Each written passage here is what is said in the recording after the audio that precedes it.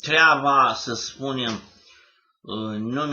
este evident unde sunt atâtea secrete, atâtea fluturare secrete, atâtea, să spunem, lucruri secrete, stemizări din astea secrete, este evident că treaba nu merge bine. Era o concepție greșită, adică să diversificăm, să arătăm că suntem diversi, o lume diversă și că nu mai este lumea petrolului, dar de fapt totuși lumea totuși umbla după petrol pe aici.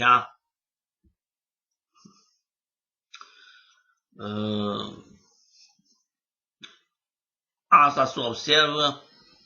că umbla după petrol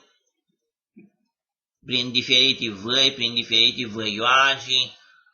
pe acolo, prin munți, spre zona montană, prin diferite defilei, asta căuta fiecare, o zonă cu petrol, să spunem, să fie la 200-300 de metri și să scoată petrolul, totuși, asta părea greu, deci în zona Totușului, să că amintele sunt totuși pe la 700-800 de metri.